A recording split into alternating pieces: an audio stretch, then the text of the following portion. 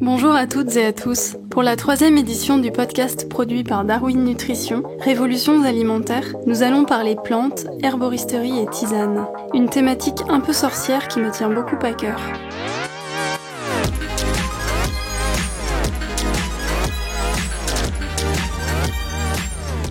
Aussi loin que je me souvienne, j'ai concocté des potions magiques. Jadis, je cueillais la menthe et la mélisse dans le jardin de mes parents. Aujourd'hui, je glane toujours partout où je passe un brin de sauge, de romarin, de lavande, de bruyère ou d'aquilée millefeuille. Dans ma cuisine, sèche à l'automne le tilleul et le houblon, je m'extasie devant les carrés d'aromatiques aux angles moyenâgeux et devant les potagers où les herbes odorantes s'invitent pour le bonheur de nos breuvages et des abeilles. Je cultive aujourd'hui sur le balcon origan, menthe, thym, agastache, livèche, romarin, basilic, verveine. J'ai l'impression qu'en glissant ces feuilles dans l'eau, qu'elles soient chaudes ou froides, la boisson parfumée devient magique et mon corps garde la mémoire de cette eau vive. Nous utilisons les plantes pour nous soigner depuis des millénaires. De nombreuses civilisations en attestent, que ce soit la Mésopotamie, l'Égypte, l'Inde, avec la célèbre médecine ayurvédique, les Amérindiens ou encore la Chine. L'une des formes les plus traditionnelles de l'utilisation des plantes est la tisane. Contrairement au café et au thé, la plupart d'entre elles ne contiennent pas de substances excitantes. Comment les préparer, avec quels ingrédients? Quelles sont les 1000 vertus de la tisane? Quels mots soigner? C'est ce que nous allons explorer, sentir et comprendre avec nos deux invités du jour. J'ai le bonheur d'accueillir un ami de longue date, Jean Maison, ainsi qu'une jeune herboriste, Myriam Amchikak. Tous deux ont, comment dire, la science infuse. Myriam Amchikak est naturopathe. Elle a travaillé en herboristerie et en pharmacie avant de créer l'herboristerie Herbonata située à Saint-Germain-en-Laye pour démocratiser l'usage des plantes médicinales. Aujourd'hui, Herbonata, c'est une boutique et un site internet avec plus de 4000 produits naturels, dont une centaine de plantes médicinales et épices en vrac. Jean Maison est installé depuis 1976 dans le massif des Monédières, en Corrèze. Il a débuté une activité de cueilleur-producteur dès cette époque, certifié par Nature et Progrès. Il est aujourd'hui président du comptoir d'herboristerie, spécialisé dans le commerce des plantes médicinales et aromatiques issues de l'agriculture biologique et de cueillette écologique, inspirée par la tradition française de l'herboristerie. Bonjour Myriam, bonjour Jean, je suis ravie de vous accueillir aujourd'hui pour parler de ce beau sujet des tisanes, des plantes et de l'herboristerie. Et je vais commencer par une question un petit peu personnelle. Comment êtes-vous arrivé à vous intéresser à ce sujet ? À la tisane, aux plantes, à l'herboristerie. Quel est votre parcours en 2 mots? Comment vous êtes arrivé et tombé dans le panier des plantes? Myriam peut-être d'abord et ensuite Jean. Alors bonjour Louise, merci pour cette invitation. Alors moi les plantes ça a fait partie j'ai grandi avec puisque dans ma famille on se soigne qu'avec ça. Et lorsque j'ai grandi et que je voulais faire des études, je me suis demandé comment je pourrais apprendre à les utiliser correctement. Et en fait, je voulais comprendre leur action, comment elles agissaient sur le corps. Du coup, j'ai fait une formation de naturopathie qui m'a beaucoup aidée, que j'ai beaucoup appréciée. Mais j'étais un peu déçue dans le sens où j'en voulais plus sur les plantes. Donc de là, j'ai fait une formation à l'école des plantes qui m'a permis d'en connaître plus sur ce sujet. Aujourd'hui, j'ai créé une herboristerie pour démocratiser mes connaissances en plantes et l'usage des plantes médicinales. Merci. Jean ? Eh bien, bonjour et merci pour cette rencontre. Je suis venu aux plantes très jeune, car à l'époque, j'étais souffrant, un jeune garçon souffrant, et on m'a recommandé, et mon père m'a amené chez un guérisseur spécialiste de la phytothérapie qui s'appelait Albert Gazier, qui est décédé hélas, et qui est devenu, il est passé de quelqu'un qui est venu pour m'accompagner et m'aider à mon mentor. Nous avons eu une intimité extrême intellectuelle, et pour moi c'est devenu une respiration, une appréhension du monde. Et outre le fait qu'il a pu me guérir, il a passé en moi cette espèce de formidable espérance du regard que les plantes délivrent en nous pour à la fois nous soigner, mais également faire le lien essentiel qu'il y a entre l'individu et l'univers végétal, c'est-à-dire quelque chose de très archétypal et qui me semble aujourd'hui extrêmement important. Et donc j'ai, outre quitté Paris pour venir me réinstaller dans le berceau familial en Corrèze, qui a été aussi une autre libération pour moi. Et après, j'ai appris au fur et à mesure du temps.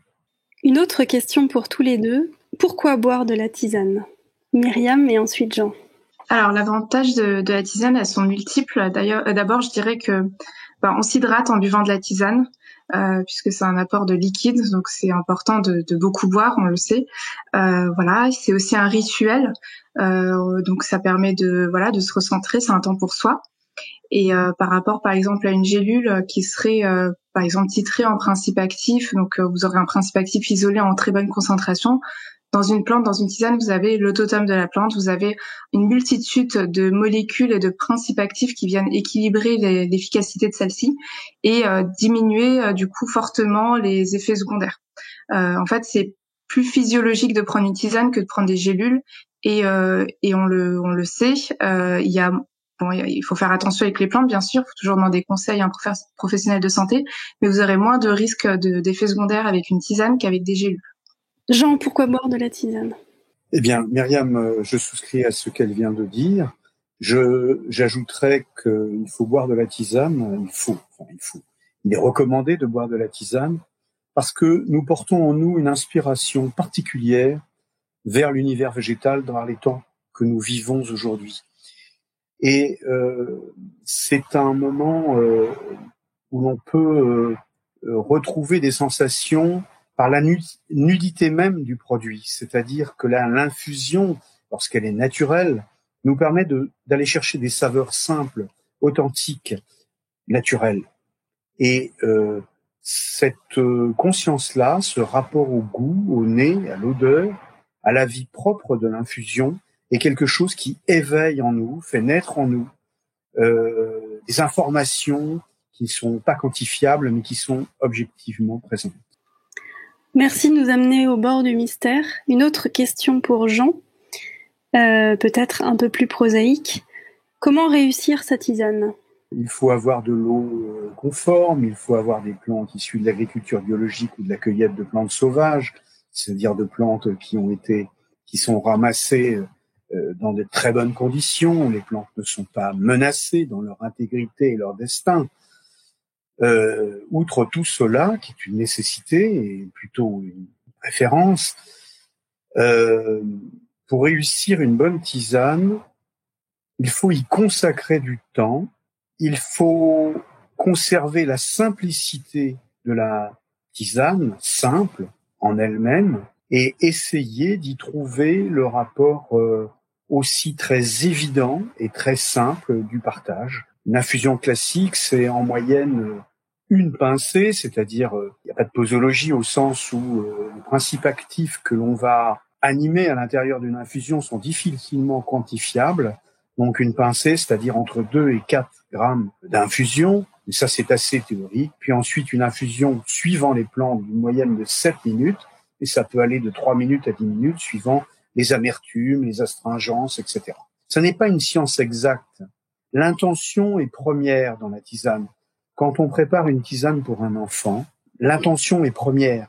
Et même si l'enfant, qui n'aime pas, a priori toujours la tisane, il suffit de l'encourager à boire ne serait-ce qu'une cuillère, et quelque chose s'est passé. C'est-à-dire le geste que nous avons accompli donne aussi le sens. Alors vous me direz, c'est valable aussi avec un verre d'eau, c'est pas faux.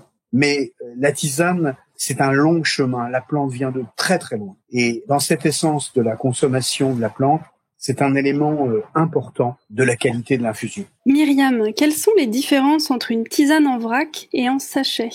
Alors, pour moi, le vrac, c'est vraiment une très belle qualité de plante. On a des parties de plantes qui peuvent être entières, coupées selon les envies de chacun.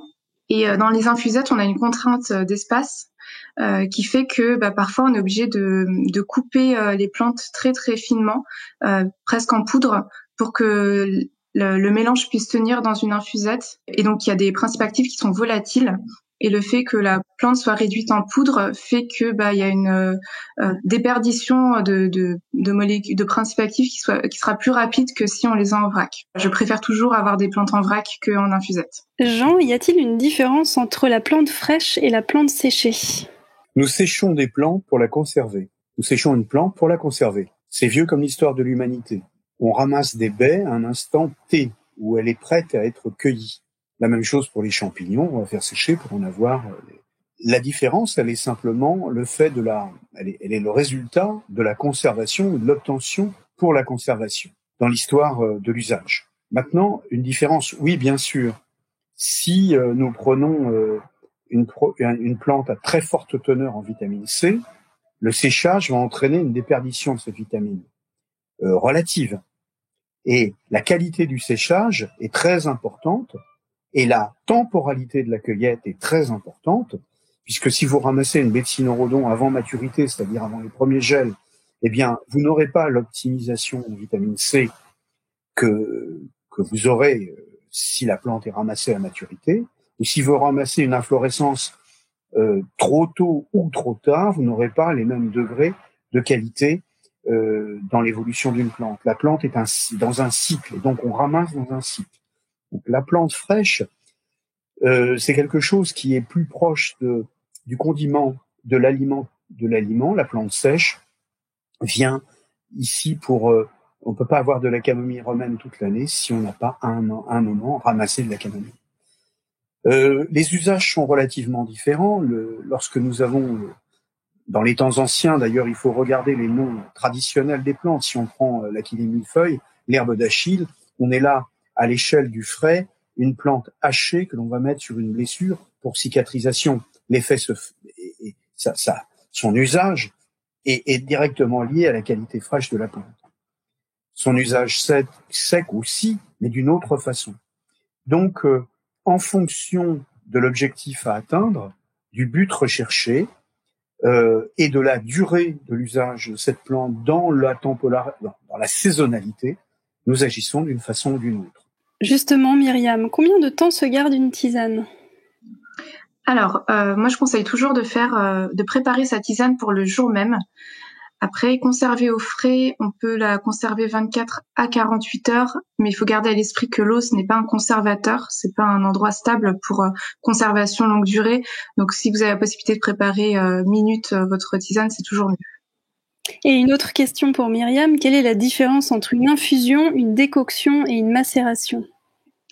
Alors, une infusion, c'est le fait de faire bouillir son eau et de verser l'eau chaude sur une plante, puis de laisser reposer, donc infuser les plantes pendant quelques minutes. L'infusion, c'est une forme qu'on utilise beaucoup pour des parties de type feuilles ou fleurs, une partie un peu plus délicate d'une plante.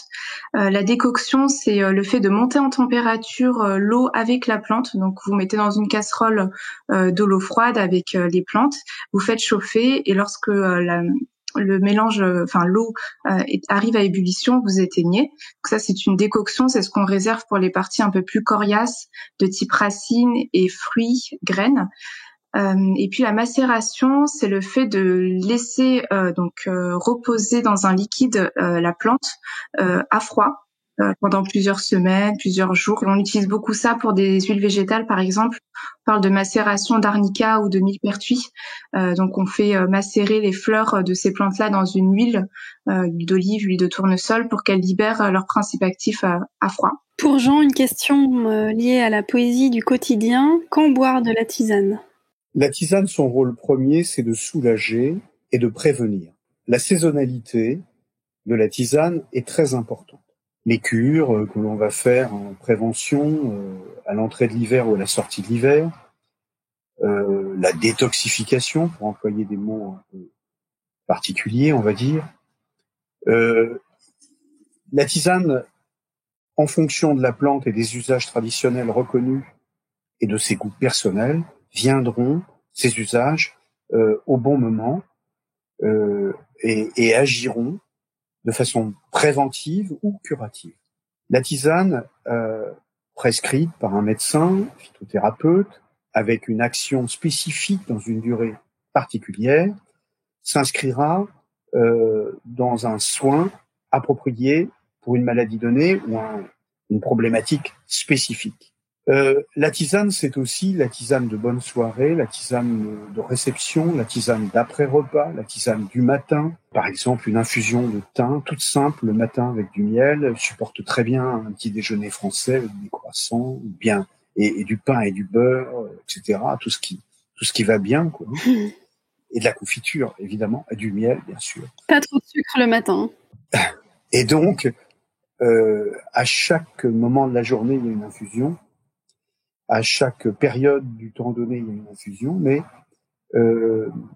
peut-être l'infusion aujourd'hui, c'est, sans aller trop loin, de donner à un moment, en partageant avec quelqu'un, une contextualisation, une approche du monde, une réalité sonore, une réalité visuelle, une réalité olfactive, une réalité gustative.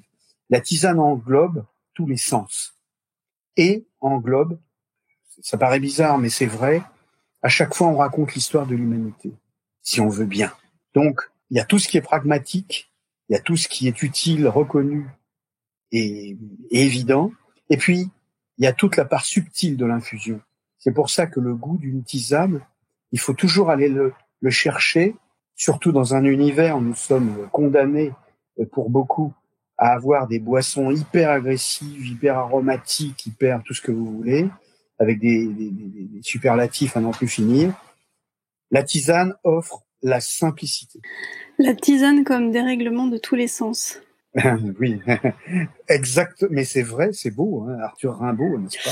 N'est-ce pas ? Autre question rimbaldienne, quelles sont les tisanes les plus locales et où les cueillir ? Bon, le local, c'est un peu la tarte à la crème actuelle, il n'en manque pas, hein, des tartes à la crème. Alors, la question n'est pas de savoir si c'est local, la question est de savoir si c'est bon, parce que vous avez de très bonnes tisanes locales qui valent rien. Il y avait un précepte simple dans les temps qui disait: une personne doit trouver à sa main toutes les plantes dont il a besoin pour se soulager, se soigner, se nourrir. Ça, c'était avant. Donc aujourd'hui, l'urbanisation du monde fait que c'est quelque chose c'est à sa main, mais dans des magasins. À l'occurrence, on disait à sa main dans l'espace rural dans lequel 90% de la population vivait. Alors, le local, bien sûr, c'est formidable, mais il y a des plantes qu'on ne trouve pas localement, qui sont dans la tradition de la pharmacie, de l'herboristerie française. La badiane, le thé vert, la cannelle. Il faut que la personne qui cherche à consommer des tisanes s'informe sur l'origine de la plante, se renseigne sur la qualité du travail qui est accompli. Ça n'est pas simple, parce qu'il y a les intentions, puis il y a la mise en œuvre. C'est un autre sujet. Et d'autre part, effectivement, une personne vivant dans un milieu où il est possible de ramasser soi-même ses plantes peut très bien, avec un minimum d'informations, aller chercher ses fleurs d'aubépine ou ses bouquets d'aubépine, ramasser ses feuilles de pissenlit comme en ce moment, peut aller faire sa cueillette autour de son espace dans la mesure où un certain nombre de conditions sont remplies, l'absence de pesticides, d'herbicides répandus, un certain nombre d'éléments qui garantissent la non-pollution des plantes que l'on consomme. Regardez si la plante est rare ou pas rare au moment de la ramasser. Il y a une multitude donc d'informations qui sont nécessaires pour réaliser cela. Alors le local, oui, mais le local, il faut qu'il soit bon, qu'il corresponde exactement à ce que celui qui attend d'une tisane une certaine réponse, que la réponse soit bien présente. Tous les deux, vous vendez de délicieuses tisanes que j'ai la joie d'avoir pu goûter. Mais de façon générale, question pour Myriam, où acheter ces tisanes ? Je vous recommande d'acheter vos tisanes dans des boutiques qui sont spécialisées. Comptoir d'herboristerie, voilà, je connais bien leurs tisanes, elles sont de très bonne qualité. Vous pouvez aller dans vos herboristeries aussi, puisque bon voilà, c'est des boutiques spécialisées, donc vous savez que la qualité sera au rendez-vous. Après, on vit dans un monde aujourd'hui où on a la chance d'avoir beaucoup de choix. Je sais qu'il y a certaines pharmacies qui proposent aussi des tisanes. On va retrouver des tisanes dans des supermarchés. Après, il faut se poser la question de la qualité. Mais effectivement, aujourd'hui, on peut retrouver des tisanes un peu partout. Et une autre question pour Myriam. Quelle tisane vous conseilleriez à nos auditeurs ? Une tisane pour les débutants et une qui sont plus familiers du sujet ? Je vais vous proposer 2 tisanes anti-stress, puisque c'est un sujet qui revient beaucoup à l'herboristerie en ce moment. Et une donc pour des personnes qui débutent, où on peut trouver des plantes assez facilement un peu partout. Donc par exemple, vous pouvez prendre de l'aubépine, qui est une excellente plante pour les angoisses, le stress, qui se manifeste par des palpitations, des oppressions au niveau du thorax, avec la passiflore, qui est aussi une très bonne plante anti-angoisse, qui aide au lâcher prise, ainsi que peut-être ajouter un peu de lavande et de mélisse. Excellente plante pour le stress, et la mélisse qui est en plus antispasmodique. Donc quand le stress se manifeste par des douleurs digestives, ça va être une plante très intéressante. Vous pouvez les mettre par exemple à part égale et préparer votre infusion pendant 10 minutes, puis consommer cette tisane tout au long de la journée. Et la même version, mais avec des plantes un peu plus, on va dire, poussées, un peu plus difficiles, enfin où il faudra vraiment vous déplacer en herboristerie pour trouver cela. Ça va être on va prendre 2 plantes adaptogènes. Les plantes adaptogènes, c'est des plantes qui aident le corps à s'adapter au stress. Et donc il y a de la rhodiola et l'éleutérocoque que je vous recommande. La rhodiola, c'est aussi une très bonne plante antidéprime. Vous pouvez aussi ajouter un peu d'ortie. L'ortie, qui est une excellente plante médicinale de chez nous, qu'on trouve partout, mais qui est très riche en nutriments, magnésium, fer, et puis un peu de cynorrhodon, qui est riche en vitamine C. C'est des plantes qu'on va donner pour les personnes qui sont stressées, mais qui ont besoin de rester actifs, et pour éviter que le stress ne les épuise. Donc, vous pouvez toujours prendre ces plantes à part égale. Je mettrai peut-être un peu moins d'ortie pour qu'au niveau du volume, ce soit harmonieux, et préparer une décoction du coup de cette tisane-là, et à prendre de préférence en première partie de journée, éventuellement une tasse le matin, une tasse le midi. Merci beaucoup pour cette recette. Et toujours Myriam, pour renforcer l'immunité en ces temps difficiles, est-ce que vous avez quelques exemples de plantes à nous conseiller ? Oui. Par exemple, ce qui va être très intéressant, c'est de mélanger donc le cynorrhodon, dont on a parlé juste avant, qui est une très bonne plante riche en vitamine C, avec l'échinacée. Alors c'est soit échinacée si vraiment on a besoin d'un booster assez rapide pour l'immunité, parce que c'est une plante immunostimulante qui agit très vite, mais dont l'efficacité peut s'atténuer si on la prend trop longtemps. Si vous voulez plutôt une tisane à prendre sur du très long terme, ça peut être remplacer l'échinacée par le lapacho, qui est une très bonne plante aussi pour le système immunitaire, qui a une action peut-être plus sur du long terme. Voilà. Et puis pourquoi pas ajouter un peu de thym et de romarin, qui sont de très bonnes plantes toniques, antioxydantes. Voilà, très bonnes pour le système immunitaire. On va rentrer dans quelques autres exemples. Quel conseil de tisane pour l'énergie ? Donc Myriam toujours. Alors pour l'énergie, on pourra par exemple toujours prendre ces plantes adaptogènes qui ont l'avantage de donner une énergie très rapide, mais sans être une mauvaise énergie, on va dire excitante dans le vide. C'est vraiment des plantes qui rechargent, donc rhodiola, éleutérocoque. Il y a aussi le ginseng qui est très connu, mais un peu plus difficile à trouver en tisane. Toujours ajouter un peu d'ortie pour l'apport en minéraux. Éleutérocoque, rhodiola, ortie, c'est une très bonne plante pour l'énergie. Et Jean, au contraire, quel conseil de tisane pour dormir ? Une tisane très simple, quand on arrive à avoir du bon tilleul des baronnies. Une des tisanes les plus réputées en France, c'est l'infusion de tilleul, avec une tête de camomille ou 2 et un petit peu de pétales d'oranger. C'est une tisane extrêmement simple, dont le goût peut réveiller des souvenirs et des éléments qui produisent une émotion qui est très favorable pour l'endormissement. On peut utiliser évidemment la tisane de passiflore en mélange avec de la rose, avec des tisanes comme une infusion comme la semence d'angélique. Pour favoriser le sommeil, comme pour différents types de mélanges, il faut s'intéresser à la synergie des plantes entre elles, pas seulement à la qualité intrinsèque de chaque plante par rapport à un objectif à atteindre. L'objectif à atteindre se réalise souvent par cette synergie. Les tisanes du soir doivent être plutôt tièdes. Myriam me rappelait tout à l'heure que c'est pour s'hydrater, ce qui est parfaitement vrai. Mais pour le soir, l'infusion, la petite quantité d'infusion est aussi quelque chose d'extrêmement intéressant. C'est-à-dire une tasse, tout simplement. Myriam, une tisane pour digérer. Alors pour la digestion, je vous recommande toujours de mélanger les semences. Donc elles sont très connues, c'est l'anis, du fenouil, un peu de badiane. Et pourquoi pas ajouter des plantes plus de l'ordre digestive dans le sens antispasmodique, donc un peu de mélisse, un peu de menthe et un peu de tilleul. C'est une tisane qui va être très efficace pour la digestion, pour lutter contre les ballonnements, mais aussi très bonne au goût. Jean, une tisane pour se détendre? Tout à l'heure, je rappelais l'angélique. Il y a une tisane qui est extrêmement intéressante, c'est la mélisse. La verveine citronnelle, très simple. Mais la mélisse est une plante extrêmement intéressante parce qu'elle agit à plusieurs niveaux, à la fois digestive. On la retrouvait dans l'eau de mélisse des Carmes, jadis, pour tout ce qu'on appelait les maux d'estomac, mais qui relèvent souvent des conditions d'oppression un peu. Donc la mélisse vraiment est une plante intéressante, d'autant que c'est une plante discrète. Mélisse citronnelle, c'est très difficile aujourd'hui de conserver cette qualité citronnée à la mélisse. Mais néanmoins, toutes ces qualités aromatiques qui ont tendance à s'effacer avec le séchage, il reste l'action très intéressante de cette infusion. Myriam, enfin, une tisane pour être de bonne humeur. S'il fallait parler d'une plante de l'humeur, ce serait le millepertuis, qui est une plante de la joie de vivre, antidéprime. Alors, elle a des contre-indications. Il faudra pas la prendre si vous prenez des traitements médicamenteux ou si vous êtes vous exposé au soleil. Mais c'est une plante très, très intéressante. On peut l'associer à la rhodiola, toujours une plante antidéprime, dont on a parlé tout à l'heure. Et puis, pourquoi pas au calendula, qu'on appelle aussi le souci, parce qu'elle est très, très belle. C'est un orange très vif qui donne...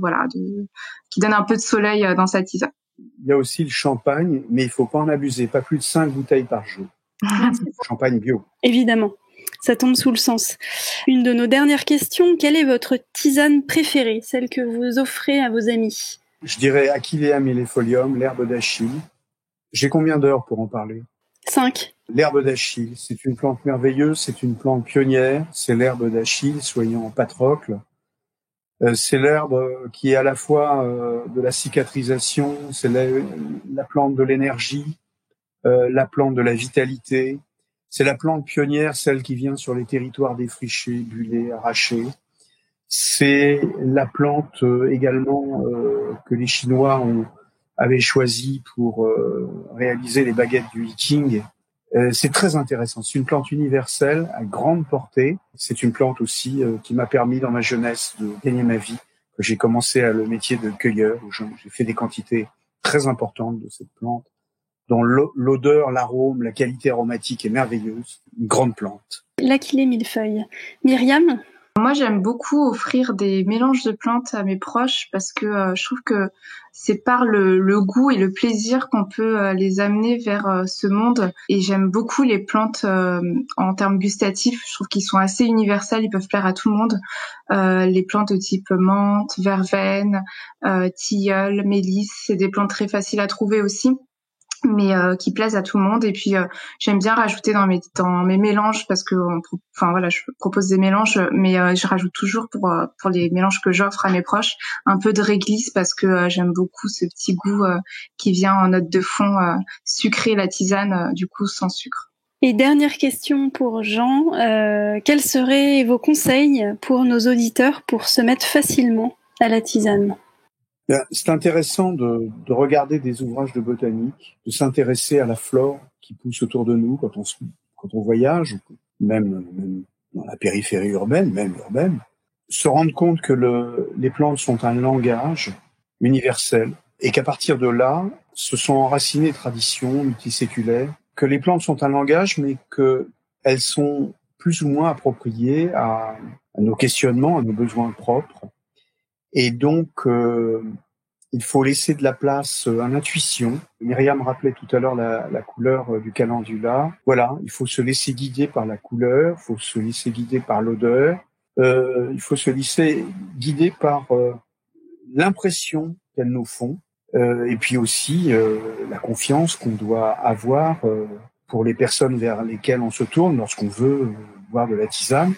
Ce qui est intéressant dans la tisane, c'est que c'est la rupture, mais une rupture calme, avec l'univers des boissons convenues.